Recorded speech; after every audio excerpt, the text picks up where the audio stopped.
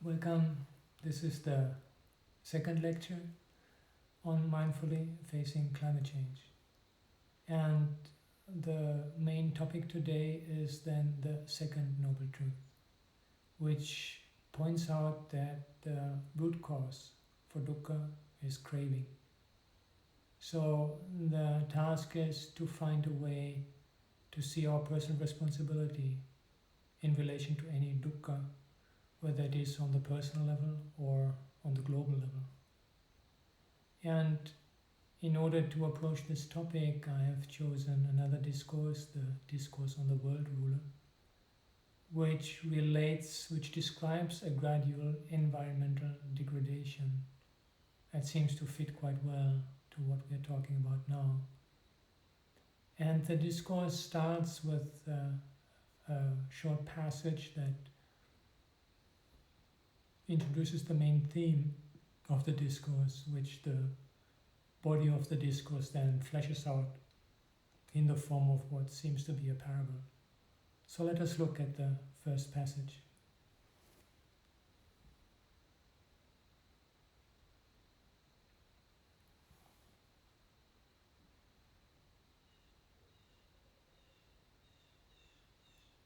So the terminology here, an island to oneself, the term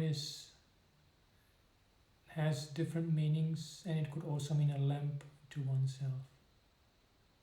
But the basic idea is, the second term is very clear, a refuge. To find a refuge in oneself and to have the Dharma, the Buddhist teaching, as one refuge. And the next passage shows how that comes about.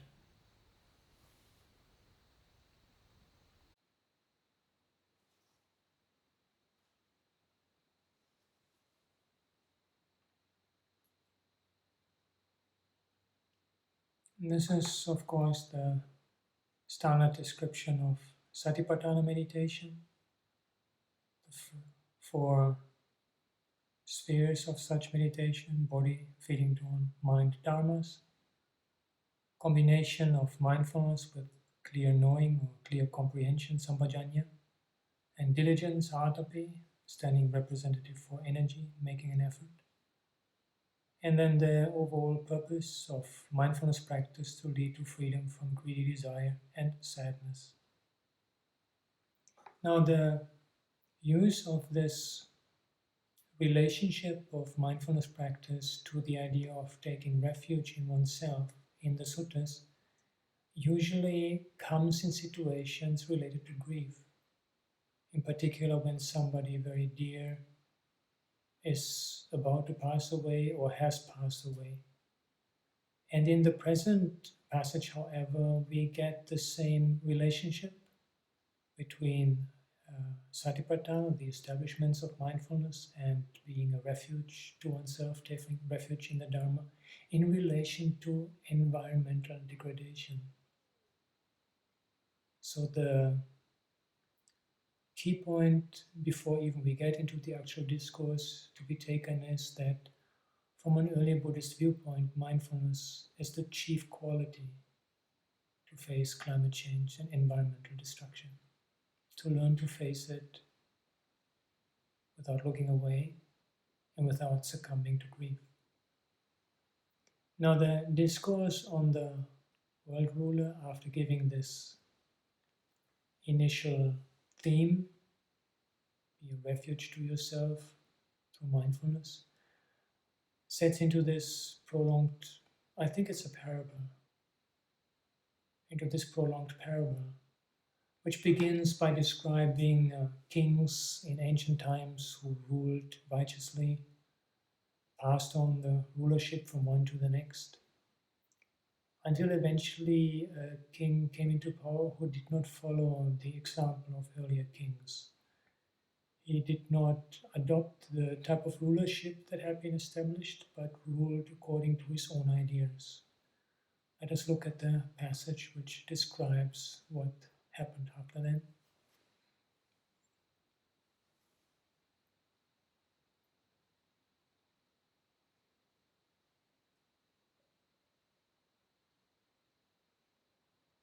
So, because the king failed to look after those in need, poverty became spread.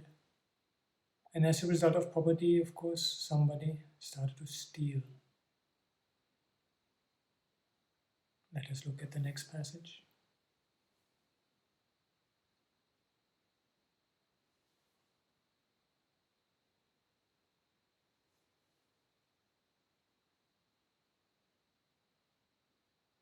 So I think the passage very clearly puts the spotlight for the occurrence of theft on the failure of the government to properly look after the needs of people.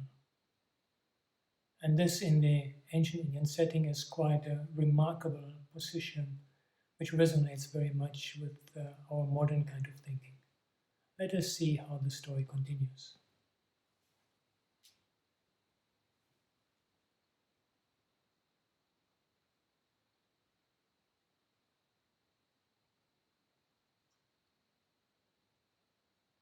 So the king here clearly acts out of compassion. So we see he's not really like a thoroughly bad person. He's just been negligent earlier, and now he feels sorry for this person, says, here, take some of my wealth, and you can look after yourself. However, this has unintended consequences.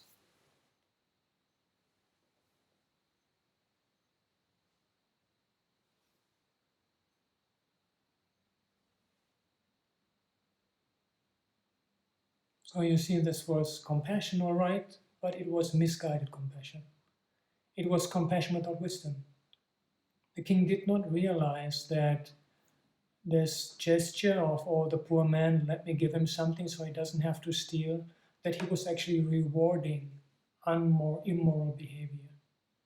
And that rewarding immoral behavior by the authorities will simply lead to increasing that very immoral behavior.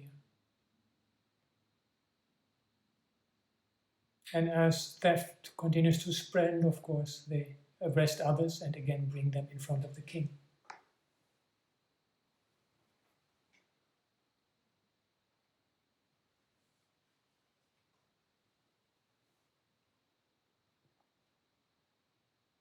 So now the king realizes that this doesn't work, that if he gives wealth to those who steal, then it will become more and more. And so he decides to change his policy.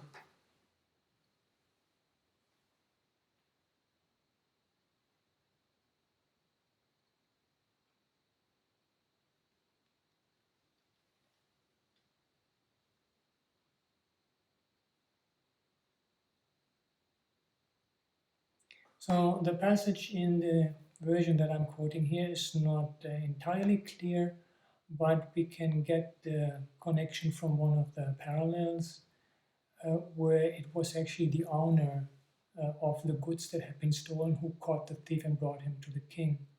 And then it makes, of course, sense. Like if I steal and I know I'm going to get punished, then if I kill the owner, the chances that I'm being brought in front of the king are much less. And so we see how there is a gradual increase or acceleration of immorality. From theft, it leads to killing. And then when somebody is caught and brought in front of the king asks, did you really steal? Then that person, knowing that he's going to get punished, says, no, no, I didn't do it. So we have also falsehood, the speaking of lies. And so there's a gradual increase of immoral behavior described here. Let us look at the next passage.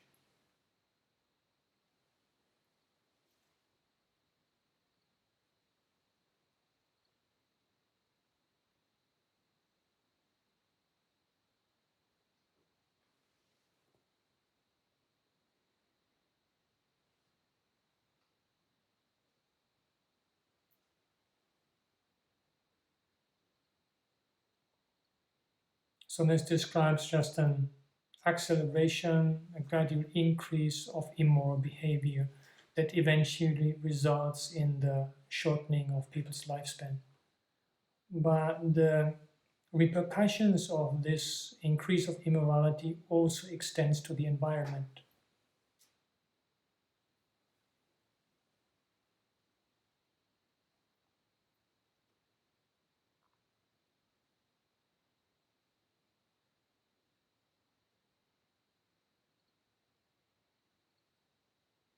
The passage here is relatively short. We get more detailed description of environmental destruction in some of the parallels.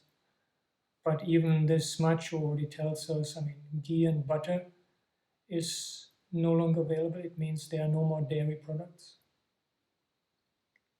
no more honey. The bees are no more, probably become extinct, something that we fear already now. Sesame and sugarcane to produce molasses are no longer there. Even salt is no longer available, which presumably could be a breakdown of traffic in salt. And instead of rice, which is a water intensive crop, we have kodo millet.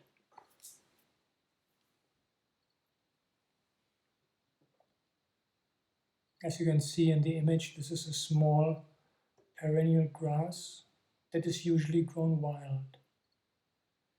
And the kodo millet can survive very well even on marginal soils. It requires very little water in order to grow. And for this reason, it has very good drought tolerance. It doesn't need an irrigation system comparable to rice. And it also survives on very low nutrient soil. And the seeds are considered an inferior food in India.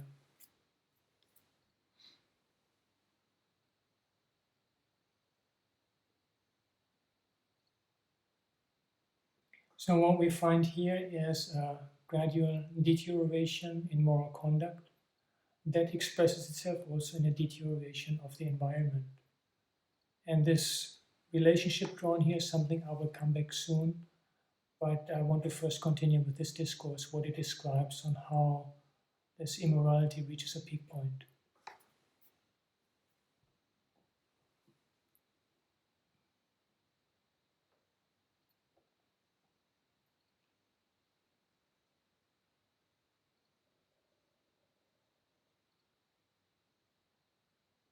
So the discourse describes a behavior among family members, which needs to keep in mind that in ancient India, the family was a very, very important unit and family bonds were of high importance. So here, family members kill each other. They feel hatred for each other, just similar to a hunter who is stalking an animal. So, in the ancient Indian context, this is a depiction of a total breakdown of ethics. However, not everybody participates in that.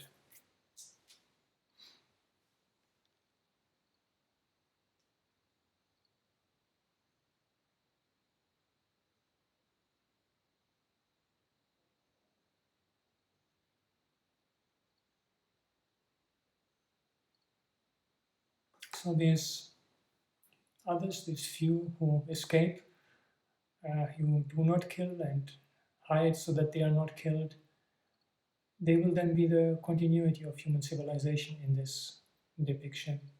And after this, a mass slaughtering of all the others is come to an end, then these refugees, we might even call them, they meet with each other and they are so glad to have survived. But they also cry with each other for all their relatives and friends they have lost. And then they decide, look, all these horrible developments have come about because of a lack of ethics. We have to change our behavior. Let us all agree, first of all, having seen how horrible all this killing was, we will not kill. So these human beings that have survived adopt the first precept in early Buddhism, not killing living beings. And from not killing living beings, their lifespan increases naturally. And so, as they see the positive effect of moral conduct, they keep on taking more and more commitments, no stealing, no falsehood, etc. And so, from an all time low point of complete breakdown of morality and ethics, complete deterioration of the environmental situation, the discourse continues and gradually leading up to a peak point again of prosperity, nature recovers, and high ethical conduct among human beings. At this point in the Pali version, the future Buddha Maitreya comes in, but we know from study of the parallels that this is probably a later edition, and it has no real bearing on the main story. The main story is really to show the importance of ethics, even in relation to environmental degradation. And this idea in early Buddhist thought that unwholesome conduct has repercussions even on the ecological level is also found in another passage. Let us look at that.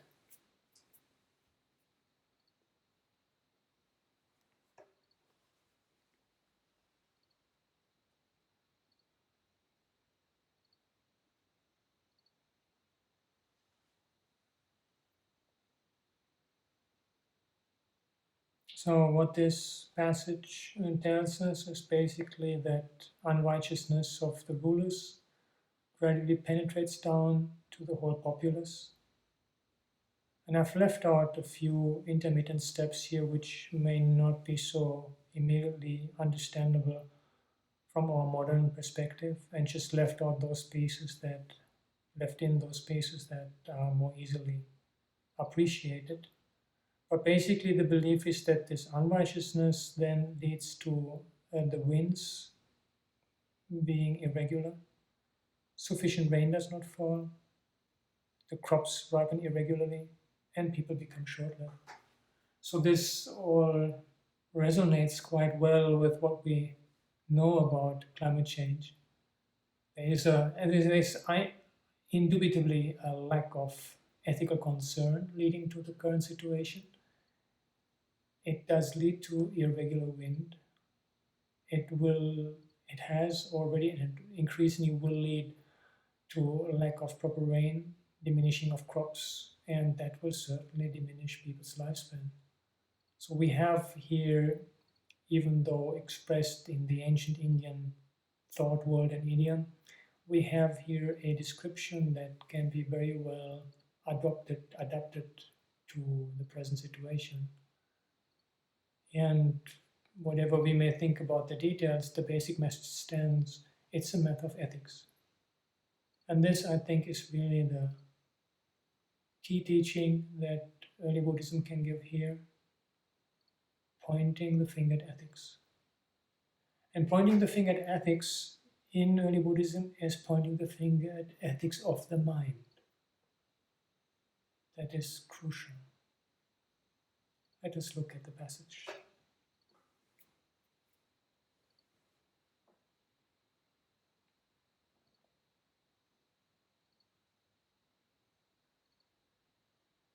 This just summarizes that unwholesome type of conduct can have a bodily and a verbal dimension, or it can be related to livelihood.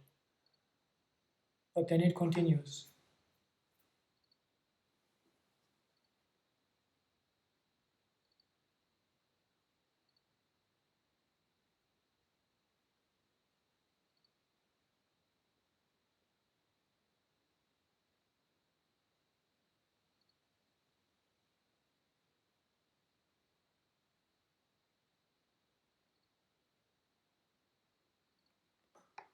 So this really points us directly at what in early Buddhist thought are considered the three root poisons: lust or greed, hatred or anger, and delusion.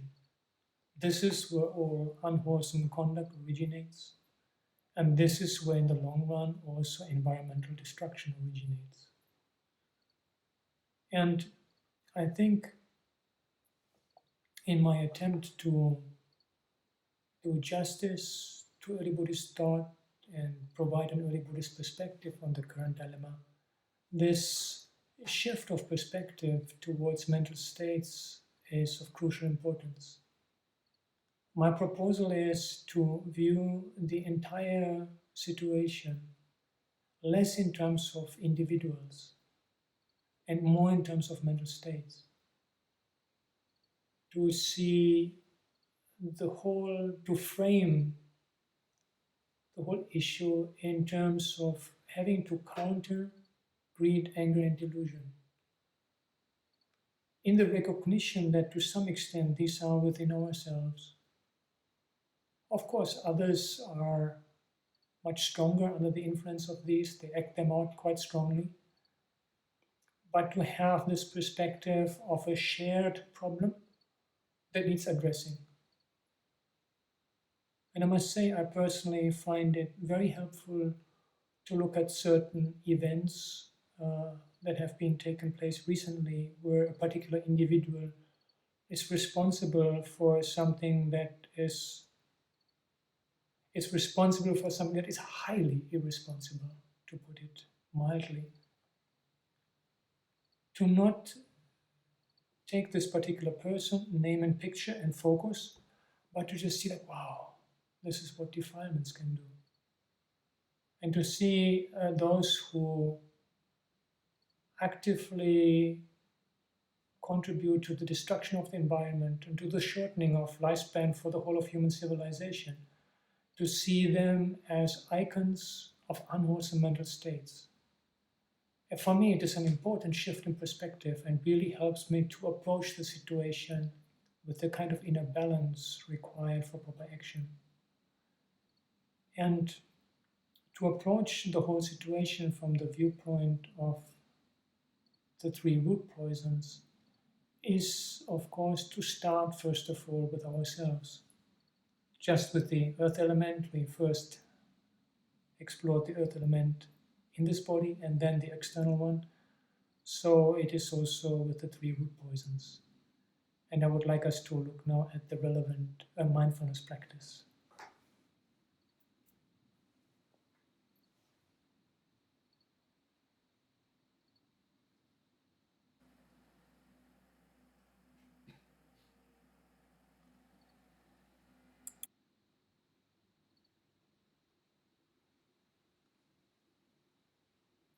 So what mindfulness does here is monitoring. She, mindfulness is a feminine quality, she monitors and gives us this information. Is there greed? Is there no greed? Is there anger? Is there no anger? Is there delusion? Is there no delusion?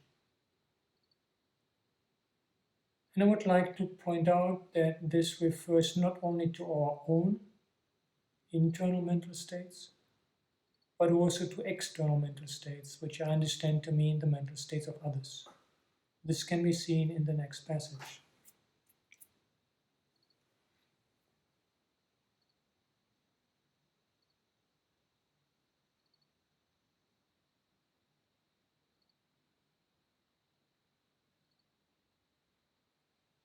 So the passage starts with contemplating internally, which I understand to mean our own mind. Then it moves on to contemplating externally, the minds of others. And eventually it sees both. In a way, the distinction between ourselves and others becomes less important, recedes to the background, and it's just a question of these mental states. So what I would like to do now, as a way of implementing this internal personal perspective, is to match the three root poisons: greed, hatred or anger, and delusion, with three types of reaction to the environmental crisis. This is just my personal matching, so it's no canonical authority behind that. The first match is that I would propose is to match denial with greed. Denial in the sense of pretending that climate change is not really happening, it's not caused by human beings, and particularly not looking at its repercussions, and perhaps most painfully also not seeing the dimension of what we call climate justice, that those countries who are most responsible are not the first ones to get the results, but the results strike most strongly in poor countries, underdeveloped countries. And climate change denial has even become a sponsored activity. There are interest groups who actively spread misinformation in order to prevent that action is taken because they fear that such action would cut their profits and interests. But climate change denial can also very easily happen on the personal level. We just want to continue living the life we have. We don't want to face what's taking place. Just continue flying, eating the kind of foods we like, enjoying the comforts of our daily life. And I think it is important to just be aware of that, to see that this is not a question of turning our carbon footprint into some sort of original sin, and now we have to atone for that by being hard on ourselves, but to see that taking responsibility for the situation requires some adjustments in our lifestyle to separate wants from needs.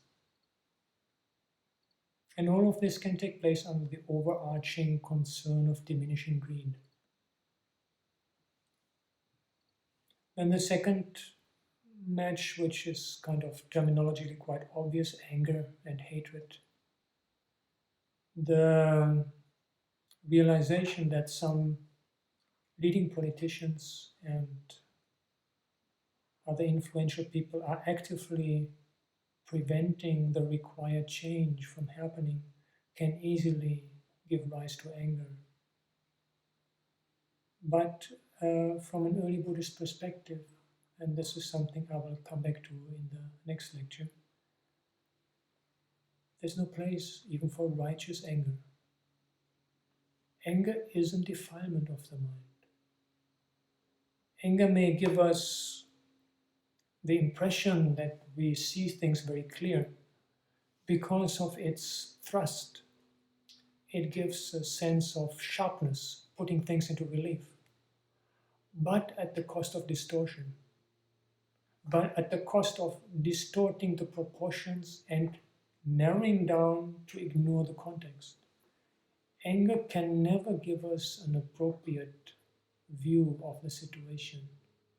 Therefore, it is impossible for anger to lead to appropriate reaction. It is crucially important to stick with equanimity. And if anger arises, to deal with that on the internal level until it's resolved and then take action externally. And the last one is resignation, which I would match to delusion. Resignation in the sense that, what can I do? This is such a huge problem. There's so many people. Government should take care of it. I'm just one. And I like to call this delusion. Of course, greed and anger are also forms of delusion.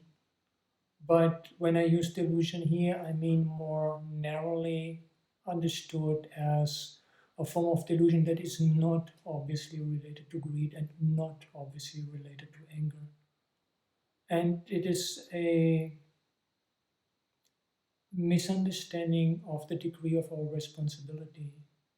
Our responsibility is to embody our own convictions, to act coherently, independent of the results. I do what I think right, not because such and such that thing must happen, but because I know it's right. And when I do that, the action I take stands on its own. And in brackets, we might say if everybody would be doing that, the world will change. But the question is not what can one individual do to change the world, but all individuals can change the world. And this is what's happening right now. If we see the climate change is probably the gravest problem ever faced in the history of human civilization. It could lead to the end of humanity. But right now we also see the most widespread grassroots movement ever seen in the history of humanity, and without a central organization. So there is hope. There is a potential for this whole situation to lead to a complete shift in global awareness, to lead to a better world. But that requires that each of us participate in that.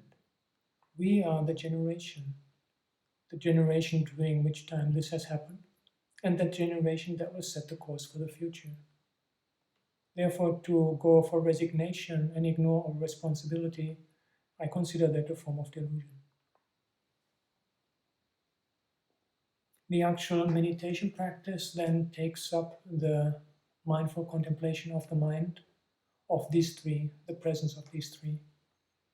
And it builds on the practice I described in the last lecture, the contemplation of earth.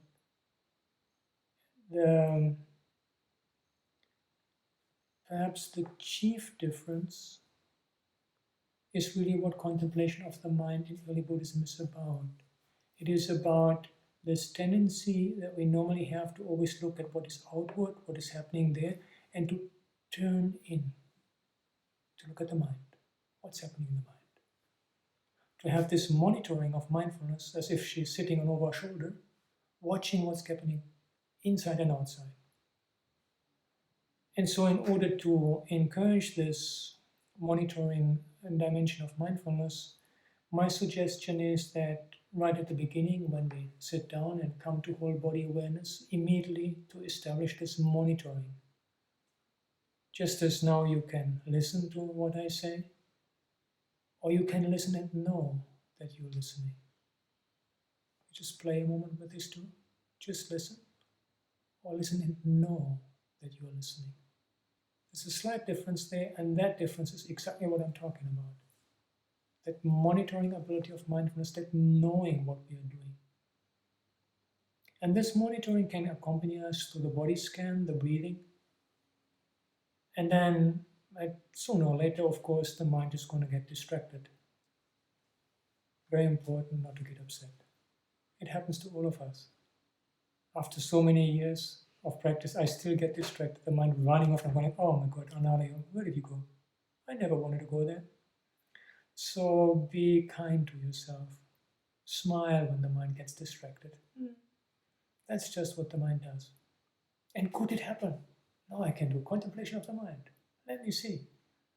That distraction, fantasy, daydream, what feeling tone? Affective quality. Pleasant, unpleasant, neutral. Noticing the feeling tone then gives us a first pointer.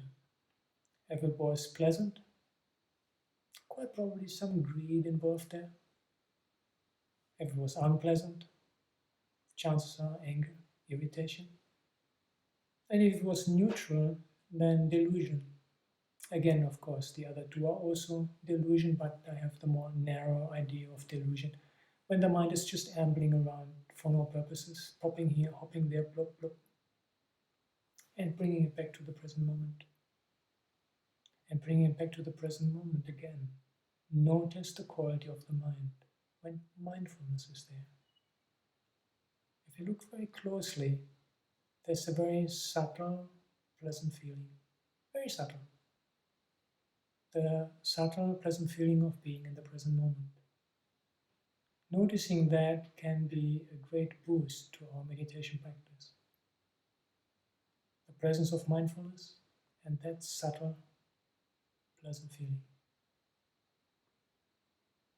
I think that is about what I have for this second lecture. So just to sum up again, we were looking at the second noble truth, finding that the environmental destruction has its roots in immoral behavior, that immoral behavior has its roots in states of mind, the three root poisons, and the task is to cultivate mindfulness, to recognize these three root poisons inside and outside. Thank you for your attention.